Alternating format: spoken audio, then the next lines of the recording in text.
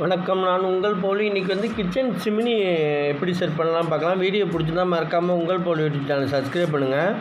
இந்த வீட்டில் நம்ம தான் ஒர்க் பண்ணால் 4-5 பைப்பு டெலிவரி வச்சோம். ஒரு ஸ்டெப்பு மாரி இருக்கிறதுனால கிச்சன் சிமினி செட் பண்ண முடியலன்னு சொல்லிட்டு போயிட்டாங்க. நம்மளை செட் பண்ண கூப்பிட்டாங்க, அதனால் போவோம். இப்போ பார்த்திங்கன்னா 4-5 டெலிவரி போட்டு எஸ்டபிள்யூஆர் இருக்கலாம் போட்டு அடித்தாச்சு ஃபுல்லாகவே. நாங்கள் இப்போ ஏற்கனவே 4-5 பைப் போதும், ஓஸு போட்டிங்கன்னா தொங்கும். 4-5 போதும் டெலிவரி. இப்போ ஸ்டாண்ட் அடிச்சிட்டாங்க. இதில் ஒரு ஸ்டெப்பு மாரி இருக்கிறதுனால என்ன ஆகுதுன்னா, சிம்லி கவுருது. அது வுட்டில் ஏதாச்சும் செஞ்சு வச்சிங்கன்னு சொன்னாங்க. அதனால் நம்ம வுட்டில் செய்ய வேணாம்னா நான் வேறு மாரி மெத்தடில் செய்வோம். அந்த ஓஸு போட்டிங்கன்னா அதிகமாக தொங்குது. 4க்கு 5 ரெடியூசர் வாங்கிட்டோம்.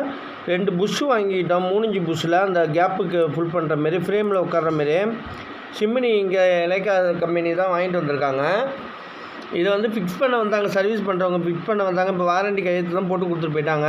இப்போ நம்ம செட் பண்ணி தருவோம், அதுக்காக வந்திருக்கோம். அந்த ஸ்டெப்பு இருக்கிறதுனால அவங்களால மாட்ட முடியல. ஃப்ரேம் தான் அடிச்சிட்டாங்க அளவுக்கு.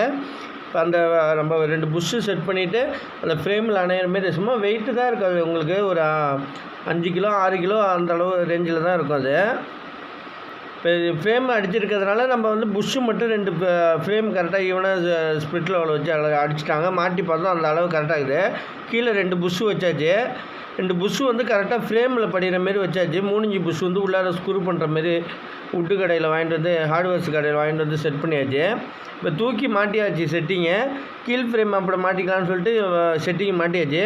இப்போ 4-5 பைப்பு பெயிண்ட் அடித்து ரெடியாக இருக்குது. அதில் ஒரு எள்ளு போட்டு நம்ம 5க்கு 4 ரெடியூசர் போட்டு செட் பண்ணிக்கலாம். இப்போ பார்த்திங்கன்னா எல்போ போட்டாச்சு. அதில் மேலே எல்போ அது ஒட்ட தேவையில்ல, சும்மா கிரீஸை போட்டு ஏற்றினாலே போதும் நம்மளுக்கு. அப்புறம் 5க்கு 4 ரெடியூசரை போட்டாச்சு ஃபுல்லாகவே. அந்த கேப் இருந்துச்சுன்னா அதுக்கு என்ன பண்ணணும்னு கஸ்டமர் நிறைய பேர் கேட்டாங்க. அந்த கேப்புக்கு இந்த ஹீட்டிங் டேப் இருக்குது, இதை ஃபுல்லாக போட்டு பேக்கிங் பண்ணியாச்சு ஃபுல்லாகவே. டேப்பு இந்த தனியாக கடையில் கேட்டாலும் கொடுப்பாங்க ஃபுல்லாகவே. இப்போ பார்த்திங்கன்னா இதை ஆன் பண்ணி பார்ப்போம். இது எல்லாம் சென்சார் டைப் தான். இது ஃபஸ்ட்டு ஃபேன் ஓடும். இந்த சைடு கையை காட்டினா 2வது ஸ்பீடு ஓடும், 3வது ஸ்பீடு ஓடும், 3 ஸ்பீடு வரைக்கும் ஓடும். இதே ஆப்போசிட்டு காட்டினீங்கன்னா ஆஃப் ஆகிடும். கொஞ்ச நேரம் சென்று தான் ஆஃப் ஆகும். உடனே இன்னொரு ஆஃப் பண்ணிங்கன்னா கரெக்டாக சென்சார் ஆகிடும். இது லைட்டிங்க்கு.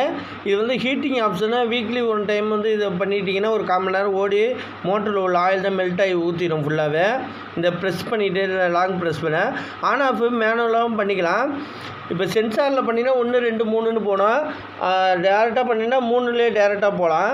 அதுக்கேற்ற மாதிரி ஆப்ஷனில் போட்டிருக்காங்க. வீடியோ பிடிச்சிருந்தா மறக்காமல் உங்கள் போல் யூடியூப் சேனல் சப்ஸ்கிரைப் பண்ணுங்கள். உங்களுக்கு யூஸ்ஃபுல்லான வீடியோவாக இருந்தால் மறக்காமல் உங்கள் போல் யூடியூப் சேனல் சப்ஸ்கிரைப் பண்ணுங்கள். நன்றி.